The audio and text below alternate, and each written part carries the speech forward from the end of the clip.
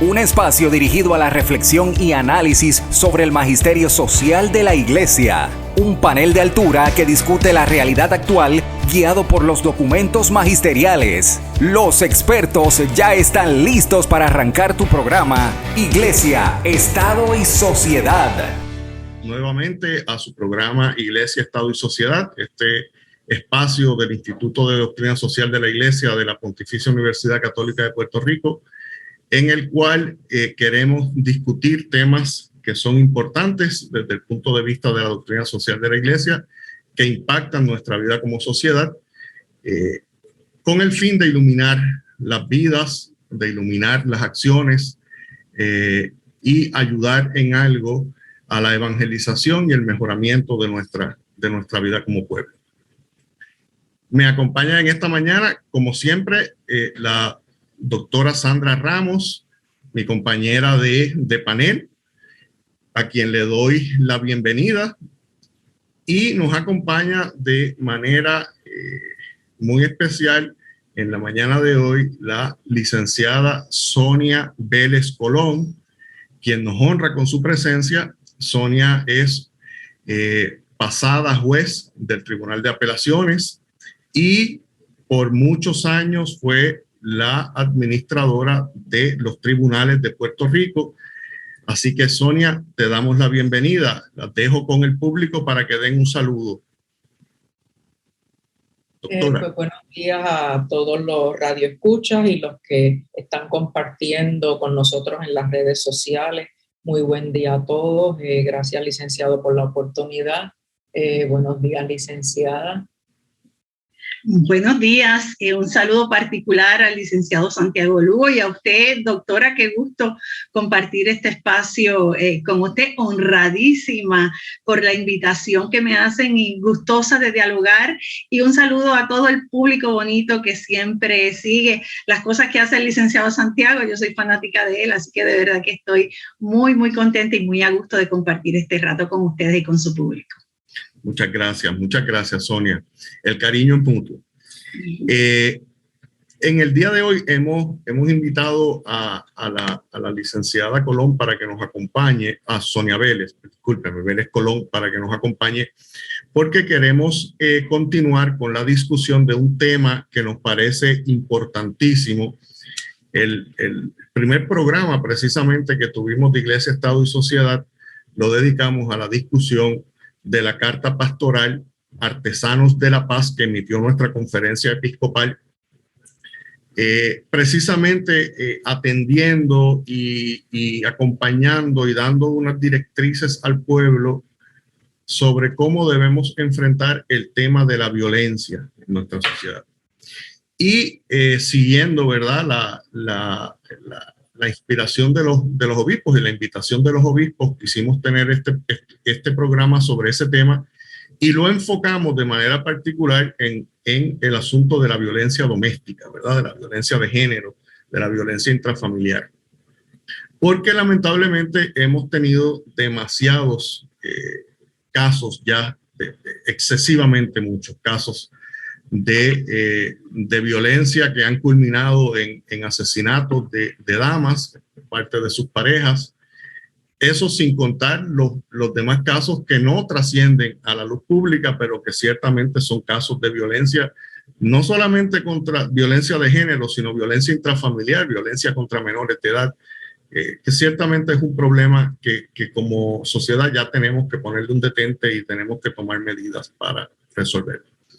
Y los tribunales han sido y seguirán siendo protagonistas en todo este tema de la violencia de género. Y por las situaciones que han ocurrido en nuestra sociedad ha habido toda un bombardeo, ¿verdad?, un bombardeo mediático sobre lo que es el funcionamiento de los tribunales, de cuáles son las medidas, cuáles son las herramientas que tienen los que son víctimas de violencia. Y ha habido también mucha desinformación sobre cuáles son los procesos, y quién mejor que la licenciada Sonia Vélez para que nos ayude, ¿verdad?, a aclarar esto estos temas. Así que por eso es que invitamos a la licenciada Vélez a que nos acompañara en la mañana de hoy, y estamos muy honrados con su presencia. Y me gustaría, licenciada, ya que nos acompaña, que nos comience quizás un poco describiendo, para que nuestro público conozca cuál es el rol de la rama judicial ¿verdad? En la vida, en la sociedad puertorriqueña en general, ¿verdad? Porque hablamos mucho de la rama judicial, del Poder Judicial, criticamos muchísimo al Poder Judicial, pero muchas veces no entendemos cuál es el rol de ese poder. Así que si nos puede aclarar sobre eso, se lo agradeceríamos. Qué excelente, licenciado Santiago, comenzar con esa pregunta para ponernos en un contexto de todo lo que vamos a hablar, ¿verdad?, con respecto a las cosas que se hacen y suceden dentro del Poder Judicial. Y me encanta que tengamos esa oportunidad. Yo comenzaría diciendo que es importante que todos reconozcamos en el sistema de gobierno que tenemos, ¿verdad?, conocido como un sistema republicano de gobierno. 3 ramas, yo digo distribuidas el poder dentro de esas 3 ramas de manera horizontal. Yo sé que de eso usted me puede dar clase y esperito, pero vamos a atrevernos un poco a hablar, ¿verdad?, de esa manera en que está distribuida y diseñado nuestro sistema de gobierno.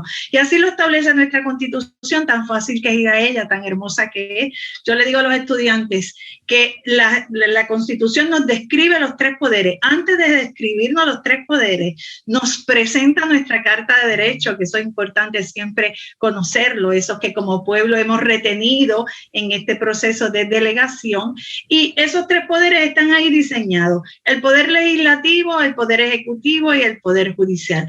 El primero efectivamente legisla, ¿verdad?, para hacerlo de manera ahí concisa, legisla, establece la ley. El Poder Ejecutivo la pone en práctica y en vigor con todo su andamiaje de agencias administrativas, y finalmente el Poder Judicial está ahí para interpretarlo, para, ante las controversias que surjan, ya sea entre ciudadanos privados o entre el Estado y ciudadanos privados, o entre, ¿verdad?, entre las partes que lleguen al tribunal, mirar cuál es el derecho vigente, ver cuál es la controversia que hay y efectivamente interpretar esa controversia que hay, adjudicando y estableciendo cuál es el derecho en vigor para poderla resolver. Y para hacer eso se requiere un montón de destrezas, ¿verdad? Los señores jueces y juezas deben estar primero preparados en el derecho, son todos abogados y abogadas, y segundo, hay una serie de lineamientos que hay que ayudan a los señores jueces y juezas a poder interpretar la ley, incluso yendo a lo que dijo el legislador al momento de aprobarla, esa exposición de motivos, a ese historial legislativo y a una serie de cargas que uno lleva emocionalmente como ser humano, ¿verdad?, que le permiten poder adjudicar y en ese proceso hacer justicia y ser equitativo, ¿verdad?, buscando siempre la equidad de los casos, esa justicia social que buscamos, dentro de las diferencias que hay, poder resolver logrando la justicia. Es un proceso hermoso, no es fácil, licenciado Santiago, licenciada Ramos, no es fácil.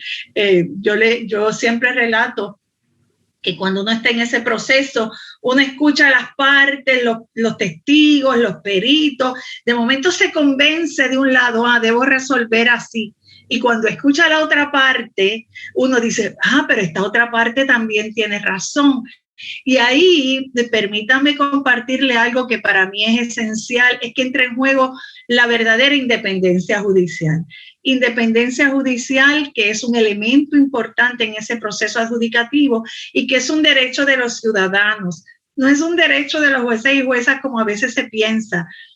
El juez tiene independencia judicial y va a resolver como quiera. No, la independencia judicial es un derecho que tenemos nosotros de que efectivamente haya un adjudicador imparcial, no prejuiciado, preparado, con conocimiento del derecho, que examine la controversia. ¿No les parece hermosa esa definición? Yo la he hecho mía siempre.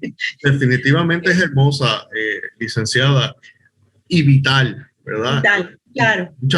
Muchas veces nosotros simplificamos en cantidad esta función del juez cuando está adjudicando un caso, y ciertamente puede ser que nosotros tengamos una apreciación sobre qué es lo que se debe resolver.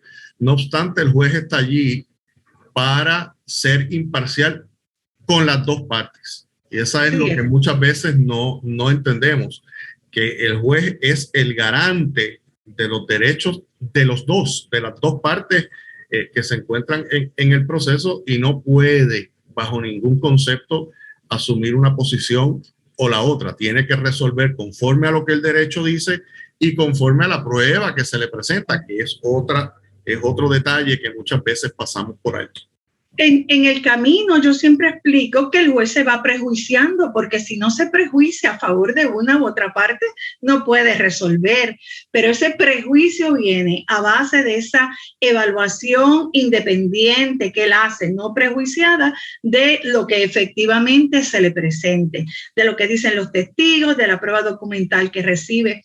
No tienen idea en cuántas ocasiones a mí me decían, pero ¿cuál es su labor cuando estaba en la dirección administrativa de los tribunales? ¿Cuál es su labor? Bueno, pues una labor puramente administrativa, y ahorita podemos hablar de eso, porque la labor adjudicativa está exclusivamente en manos de los señores jueces y juezas. Ahí nadie puede meterse. Y para eso es que ellos están, ¿verdad? Resolver. Puede que no nos guste en unos casos porque el 50% pues no recibe, ¿verdad?, lo que ha solicitado, y a veces el que gana tampoco se le da todo lo que pide. Así que siempre uno sale con esas incomodidades de ese proceso de adjudicación, pero el juez tiene que mantenerse ahí, tiene la obligación de resolver. De hecho, la ley le requiere que resuelva, y si no resuelve hay hasta mecanismos para obligarlo, ¿verdad?, a que tome una decisión. Y si no nos gusta cómo resuelven esos jueces que están en la base, los jueces de primera instancia, que son los que reciben la prueba y que están ahí en ese proceso de juicio y adjudicativo, pues el sistema establece unos mecanismos apelativos donde hay un tribunal intermedio, el Tribunal de Apelaciones, y nuestro Tribunal Supremo, quienes están para revisar esa determinación absolutamente judicial, basada en derecho, que toman los señores jueces y juezas. Hay otro aspecto, licenciado y doctora, que no quiero que perdamos la oportunidad de traerlo, que es otra fase que tiene el Poder Judicial y que de hecho emana de la propia Constitución. La Constitución de Puerto Rico, en el artículo 5 de la Constitución, que habla sobre todas las facultades del Poder Judicial. Y hay que leer ese documento porque a veces parece árido y tan interesante que es. Así que invito a todos los que nos están escuchando que busquen y ojeen esa Constitución. El artículo 5, la sección 7 de la Constitución, establece que el juez o la jueza presidenta será el administrador de la rama judicial y podrá nombrar a alguien que le asista en ese proceso administrativo. ¿Qué significa eso? Pues miren, la rama judicial recibe un presupuesto considerable, un presupuesto millonario, que lo recibe para devolverlo en servicio al pueblo. Cómo administrar el Poder Judicial, cómo pago a todos los miembros, a los señores jueces y juezas y a los funcionarios, cómo mantengo estructuras accesibles, son parte de mantener estructuras buenas y sólidas que permitan que la gente llegue a los tribunales a resolver sus asuntos. Todo un andamiaje administrativo, y para eso tiene un componente que es la Oficina de Administración de los Tribunales, que asiste al juez presidente en poder manejar todo ese tras bastidores, como yo le llamo, ¿verdad? Todo eso que ocurre detrás, para que al frente los señores jueces y juezas se puedan sentar a resolver y atender a los ciudadanos. La rama judicial, el servicio, se le ofrece a la ciudadanía. La Oficina de Administración de Tribunales es una estructura administrativa al servicio de los funcionarios de la rama para que puedan ser apoyo a esa función judicial. Me fascina, ¿verdad? Israel sabe que esto es un tema que a mí me envuelve y me fascina, pero quiero que la gente que nos escuche se vaya con esa visión, ¿verdad?, del Poder Judicial, lo que es esa fase adjudicativa dentro de la ciencia jurídica y lo que es esa fase administrativa que tiene que ver con toda el área del componente administrativo, desde nómina, recursos humanos hasta infraestructura, para poder dar el servicio que se ofrece desde el Poder Judicial. Doctora, ¿tiene alguna pregunta para nuestra invitada? Sí, aprovechando, ¿verdad?, el tema que estamos discutiendo de la visión panorámica de cómo funciona el sistema judicial, los medios nos han hecho ver tres protagonistas que no son los únicos, que son los abogados, los jueces y los fiscales. Un poquito quisiera, para beneficio de nuestro público, ¿cuáles son las responsabilidades y deberes de cada uno de esos protagonistas, reconociendo que no son los únicos, los abogados, los jueces y los fiscales? ¡Wow! ¡Qué gran pregunta, doctora! Solo para aderezarla, y sé que no vamos a cubrir todo, pero nosotros también recibimos muchas policías, ¿verdad? El Poder Judicial recibe muchas policías, recibe todo el trabajo que hace el Instituto de Ciencias Forenses para que tengan esa visión también. Usted no tiene idea, doctora, de cuántas trabajadoras sociales, cuánto ese departamento de la familia sirve al Poder Judicial. En muchas ocasiones son los ojos y los oídos de los señores jueces y juezas. Así que es una estructura tan grande que podríamos estar todo el programa efectivamente discutiendo eso. Pero como usted muy bien trae, son unos componentes esenciales para poder procesar los casos. Para empezar, en Puerto Rico el diseño que tenemos, el derecho es rogado. Hay que irlo a pedir. Si no lo pedimos, el Poder Judicial no entra en funcionamiento, ¿verdad? Yo tengo una anécdota muy bonita de un periodista de muchos años en el sistema que en una ocasión le escuché decir, es que los señores jueces y juezas no hacen bien su trabajo. Si no le llevan la prueba, ellos tienen que detener el caso y salir a buscarla, porque el caso no se puede resolver con mala prueba. Y yo no podía creer que alguien tan bien formado y de tanto tiempo no reconociera cómo está diseñada nuestra estructura. Si la queremos cambiar, ya eso es otro cantar, ¿verdad? Y eso lo podemos mirar, pero hay que reconocer cómo funciona. Y para empezar, este elemento que les digo, hay que irlo a pedir. ¿Y de qué manera se pide? Pues activando los procesos judiciales. Si es en el ámbito civil, pues hay que buscar un abogado preparado con conocimiento de derecho civil. Por ejemplo, podemos hablar de los libros del Código Nuevo, del Código de 2020. Posiblemente tenga usted un problema de naturaleza de familia, o un problema sucesoral, o un problema de contrato, o un problema de obligaciones, de derechos reales.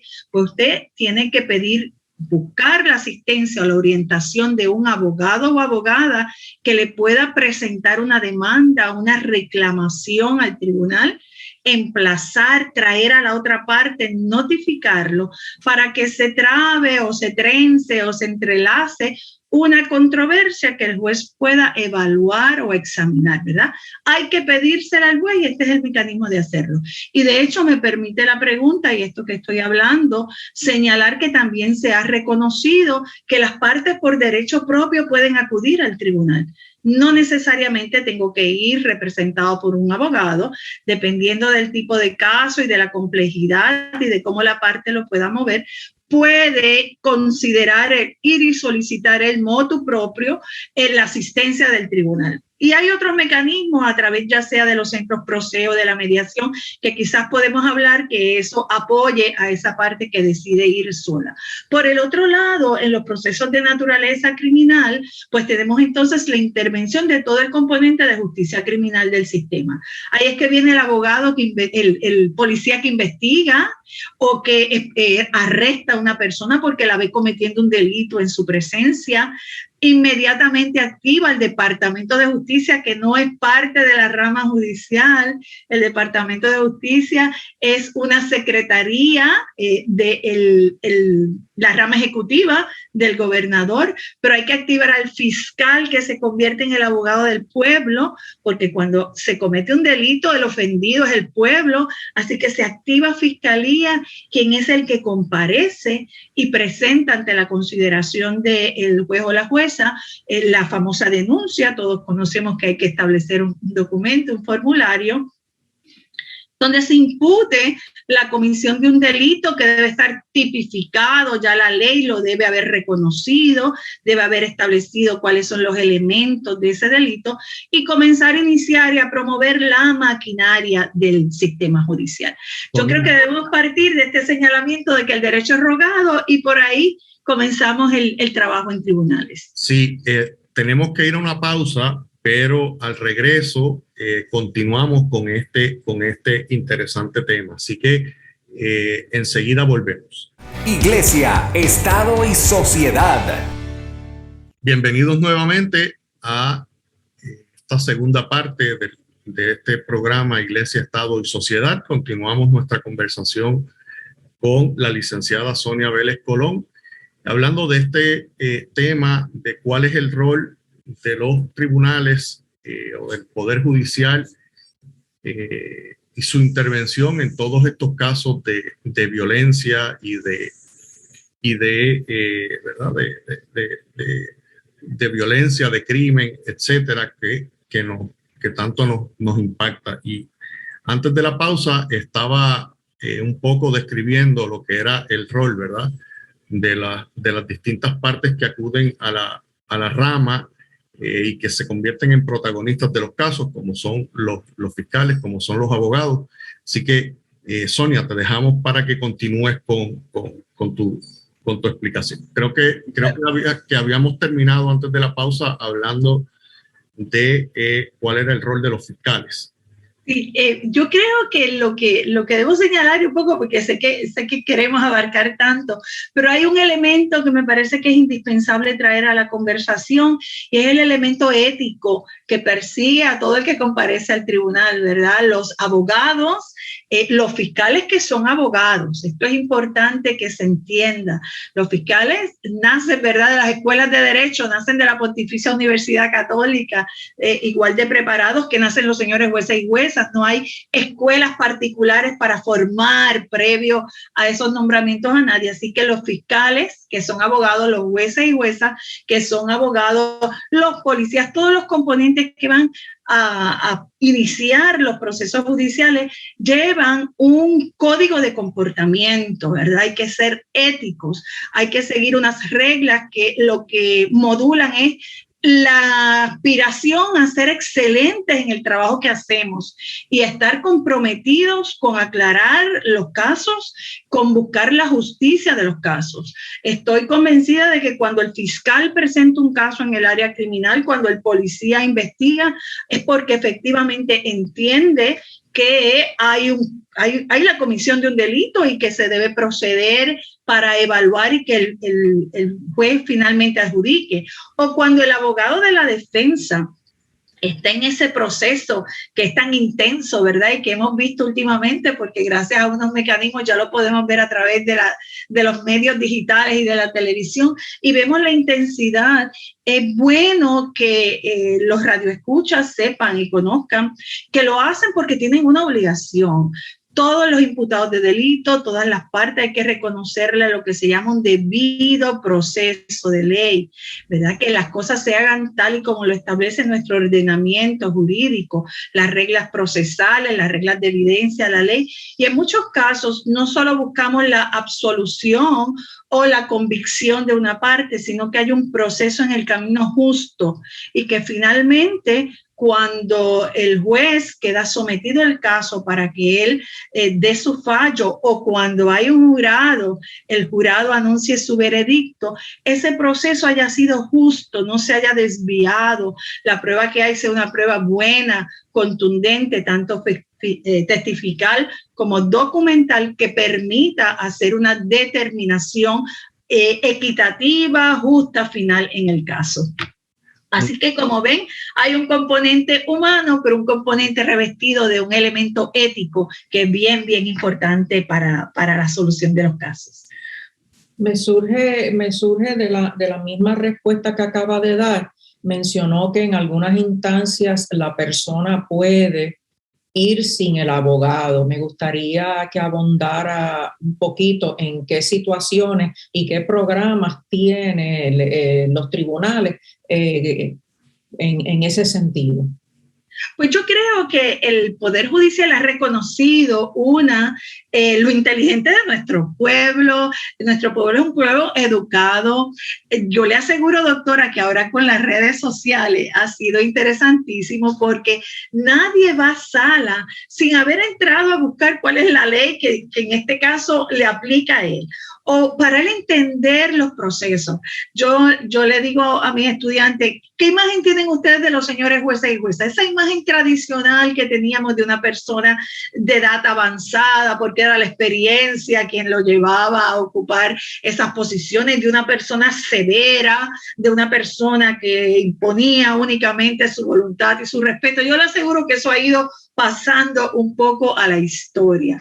La judicatura en estos momentos está compuesta por más del 56% de ellas somos mujeres o son mujeres y mujeres jóvenes. La profesión se nutre de mucho profesional bien preparado joven, así que esa visión tradicional de esa judicatura gruñona, si le puedo decir así, usted me lo permite, eso ha pasado a la historia.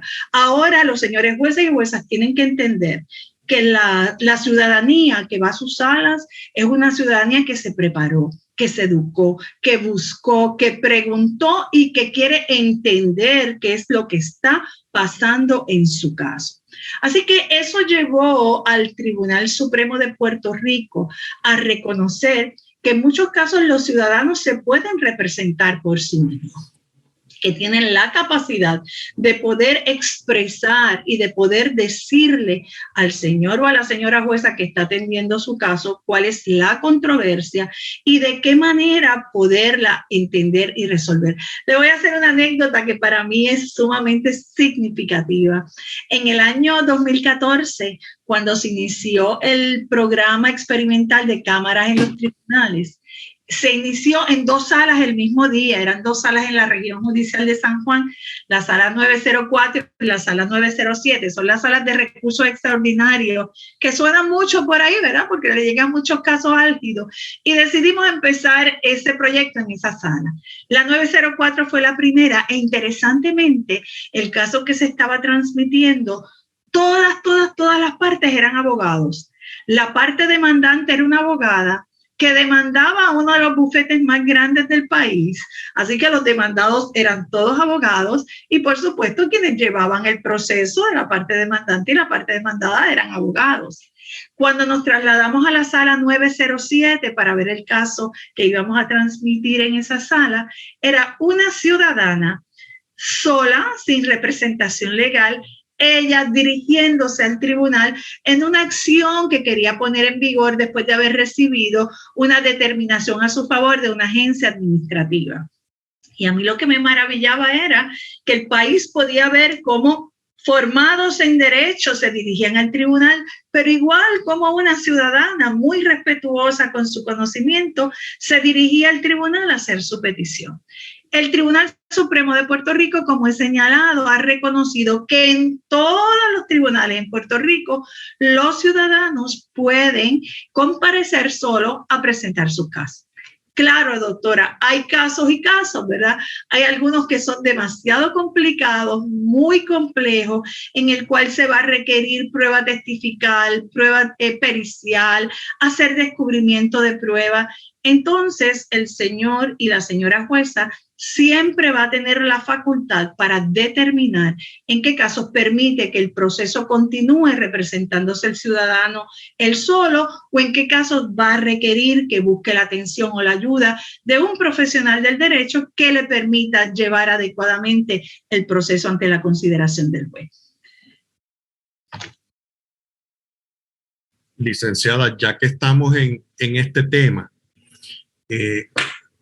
y antes de pasar ya propiamente, disculpe, al tema de cómo se atienden los casos de violencia en los tribunales tienen un sinnúmero de programas que son programas que podríamos llamar de ayuda a la sociedad. Tiene unos programas de mediación, tiene las llamadas drug courts, inclusive para los casos de violencia doméstica ahora mismo hay salas especializadas. Y me gustaría, para el beneficio de nuestros radioescuchas, si nos puede hablar un poco de estos programas, ¿verdad? Me encanta la pregunta. Quizás deba empezar señalando que tribunales se rige por una ley particular, la ley de la judicatura, la ley 201 del año 2003, y lo traigo porque esa ley, particularmente en su exposición de motivos y en una serie de artículos de la misma, le requiere al Poder Judicial que evalúe y examine programas, sobre todo de acceso a la justicia, que permita que los ciudadanos puedan identificar mecanismos que les ayuden a llegar mucho más rápido ante los tribunales a conseguir un remedio y un remedio que puedan ejecutar. Así que a la luz de ese requerimiento y de esa obligación que impone la ley, desde las políticas públicas establecidas por la Presidencia del Tribunal Supremo y ejecutadas en ese sentido por la Oficina de Administración de los Tribunales, se han diseñado una serie de programas para agilizar esa llegada a los tribunales y que incluso poblaciones que nosotros llamamos vulnerables o marginadas, hoy Israel, y que en el vocabulario del Papa Francisco las conocemos ahora como descartadas, ¿verdad? Esas poblaciones descartadas, y me encanta cómo la iglesia y el derecho se pueden confundir, ¿verdad? Que haya mecanismos para auxiliar y ayudar a las personas a llegar a tribunales. Y en ese sentido, ya que estábamos hablando de la representación por derecho propio, el primero que me gustaría mencionar son los centros conocidos como los centros PROCE. En las regiones judiciales hay unos espacios donde la ciudadanía puede ir a orientarse de cómo presentar sus procesos.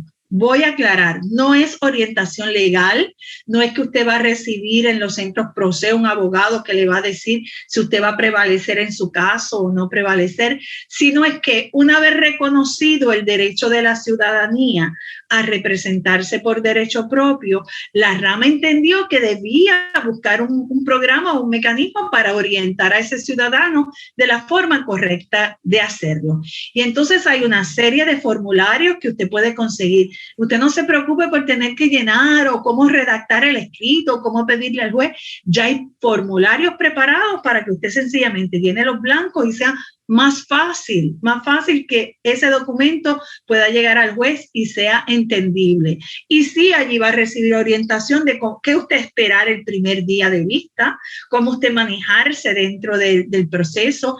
Si se requiere de alguna otra ayuda, que usted busque abogado, pues con toda probabilidad lo van a dirigir a instituciones y organismos que hay para representar a personas en indigencia. Por ejemplo, lo pueden referir a Servicios Legales de Puerto Rico, si se trata de un asunto civil, o a la Sociedad para Asistencia Legal, si usted lo que tiene es un problema de la comisión de algún delito, o lo pueden dirigir a las clínicas de asistencia legal de las escuelas de derecho. Es un programa de mucha visibilidad y de mucho apoyo a esa representación legal por derecho propio. Y lo otro, que la rama ha sido pionera y vanguardista. Desde la década de los 80, la rama identificó que deben existir mecanismos alternos a los procesos adversativos, ¿verdad? La rama uno siempre va con un problema y es adverso. Fulano versus sutano, el pueblo versus el otro. Siempre hay ahí un caso o controversia. La rama, sin embargo, identificó muy temprano, como acabo de señalar, desde la década de los 80, que hay otros mecanismos alternos que pueden ayudar a resolver disputas donde no necesariamente tenemos que ir ante un juzgador para que el juzgador lo resuelva, sino buscar una forma en que sean los propios ciudadanos quienes, con la ayuda de un profesional que está preparado en ese proceso de diálogo, lograr llegar a un acuerdo. Y esa es la famosa mediación, ¿verdad? Vamos a mediar, vamos a sentarnos a hablar, vamos a identificar mecanismos o vamos a buscar remedios que puedan atender nuestra diferencia y lograr a un entendido y un acuerdo. Y para eso hay mediadores, hay un mediador que son funcionarios de la rama judicial, y los centros de mediación, doctora y licenciado, están en las 13 ramas judiciales. Usted puede llegar de a pie, como yo digo, preguntar dónde está el centro de mediación, buscar la información, que el mediador lo escuche, se cita a la otra parte, no tiene que pagar nada, es un servicio gratuito y usted con toda probabilidad va a lograr conseguir un remedio para su situación. Igual, el juez a mitad de proceso o al inicio o en el momento que él lo entienda oportuno, se identifica que el caso es bueno para una mediación, puede referir a las partes a ese proceso que es voluntario, que es confidencial, que es gratuito y que los números del Poder Judicial reflejan que es efectivo. Así que invito a todos los que nos están escuchando a que lo anoten por ahí, porque si lo necesitan, de seguro va a estar disponible para ustedes. Me invitaste a hablar de las salas de violencia doméstica y en esa tengo una historia larga. Tú me dirás, Israel. Adelante, porque es muy... Adelante, Sonia. Importante que se toque el tema de las salas de violencia doméstica, porque es precisamente el tema que nos, ¿verdad?, que nos trajo al día de hoy. Claro, yo creo que a la doctora le va a gustar esto que le voy a compartir a ella y a toda la audiencia. Un poco en ese estudio que uno hace, de momento uno se encuentra que nuestra sociedad estaba matizada por una mirada masculina más que nada, doctora, ¿verdad? Lo que nosotros llamamos androcentrismo, ¿verdad? El hombre es el centro de este proceso y lo traigo por lo siguiente. Nuestros legisladores, nuestros gobernantes, nuestros jueces, en todo ese siglo XX, ¿verdad?, casi al final del siglo XX, eran quienes tenían el poder y la facultad para la toma de decisiones, para la aprobación de las leyes, incluso para la interpretación del derecho. De hecho, no es hasta el 1985 que por primera vez llega una mujer a ocupar una posición como jueza asociada del Tribunal Supremo de Puerto Rico. Así que yo siempre digo que esa mirada femenina, ¿verdad?, que pueda traer ese componente que las mujeres vemos desde otras perspectivas y que completa cualquier análisis. No es que sea mejor, no es que sea peor, no es que querramos que esto sea de esta manera o de la otra, sino que traemos otras perspectivas porque traemos otras vivencias, otra forma de ver las cosas, completa cualquier análisis que se pueda hacer desde una experiencia judicial y adjudicativa. Esa mujer resultó ser la honorable Miriam Naveira Merli, quien ocupó la posición de primera jueza asociada del Tribunal Supremo de Puerto Rico y años después, 2004, se convirtió en la primera jueza presidenta del Tribunal Supremo. Y yo relato, siempre me gusta ver cómo la jueza traía el hecho de que ella comenzó a introducir en la discusión del Pleno del Tribunal Supremo, allá en la discusión de los casos que hacen nuestros jueces del Tribunal Supremo, esa mirada de mujer. Y una de las cosas que promovió la jueza y que la acogió muy bien la presidencia del Tribunal Supremo, entonces el juez presidente José Andreu García, fue realizar un estudio sobre el discrimen de género dentro de los tribunales. El discrimen de género, para ver qué estaba pasando dentro de la rama judicial o del Poder Judicial con esa perspectiva de género. Para el año 1995 se rinde un informe muy importante sobre el discrimen por razón de género en los tribunales, y una de las recomendaciones que hacía ese informe era que se viera la violencia de género. Ya se había aprobado la Ley 54, nuestra Ley de Violencia Doméstica es del año 89, la Ley 54 de 1989. Así que una de esas recomendaciones era que se mirara de alguna manera distinta todos esos casos que van llegando a tribunales sobre violencia de género y se les diera un trato adecuado, que no entrara dentro de toda la corriente de los casos porque se podían perder y era un problema social muy grande, ¿verdad? Lo habíamos identificado, teníamos una ley especializada, los jueces estaban comenzando a formarse en examinar cuáles son los elementos de la violencia doméstica y de ahí nace ese interés de crear las salas especializadas de violencia doméstica. Cuando Federico Hernández Denton llega a la presidencia del Tribunal Supremo, septiembre del año 2004, y me invita a formar parte de su equipo administrativo, yo Yo estaba feliz, doctora, le cuento que yo estaba feliz en una sala adjudicando casos. Israel, yo estaba allá en la región judicial de Bayamón viendo casos, muy feliz. Cuando viene esa invitación ahí, y hay invitaciones a las que uno no le puede decir que no, ¿verdad? Cuando llega esa invitación, uno de los proyectos más importantes que tenía Federico Hernández Denton para hacerlo realidad y de forma rápida, era el establecimiento de las salas especializadas en violencia doméstica. Así que comenzamos a estudiar cuál iba a ser el diseño, cómo se iba a trabajar ese tipo de sala, qué requeríamos de los señores jueces y juezas para poder trabajar la misma. Buscamos estudios, fuimos a Nueva York, la jueza presidenta de Nueva York, la jueza Judith Kate, ya no está con nosotros, fue una mujer maravillosa que nos abrió las puertas a los proyectos que había. Buscamos especialistas y finalmente hay mucha documentación histórica que está allí, que recoge ese momento en que comenzamos a diseñar el proceso especializado en las salas de violencia doméstica, proceso que se concreta en el año 2007 con la primera sala establecida en la región judicial de San Juan. Sonia, si me disculpas, lamentablemente el tiempo nos ha traicionado. Hemos llegado al final de este programa, pero me atrevo desde ahora a invitarte para que nos acompañes la próxima semana y poder continuar dialogando sobre este tema. ¿Podemos contar contigo? Pues estoy fascinada, la verdad, esta oportunidad, este regalo que ustedes me han hecho, espero cumplir con sus cometidos y cuando me quieran decir deténganse, yo me detengo felizmente, pero ha sido un placer dar esta mirada, visión panorámica, la llama usted, doctora Ramos, y me encantó esa frase, la anoté aquí, ¿verdad? Esa visión panorámica y con el gusto del mundo, cuando quiera, estoy aquí con ustedes. Pues, muchísimas gracias, licenciada. Gracias, Sonia.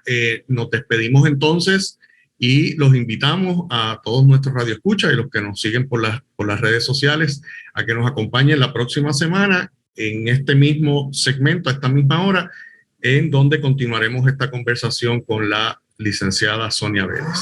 Hasta entonces. Iglesia, Estado y Sociedad es una producción del Instituto de Doctrina Social de la Iglesia de la Pontificia Universidad Católica de Puerto Rico. Tienes una cita la próxima semana a esta misma hora, porque el análisis y la reflexión continúan. Iglesia, Estado y Sociedad, una producción de la Pontificia Universidad Católica de Puerto Rico.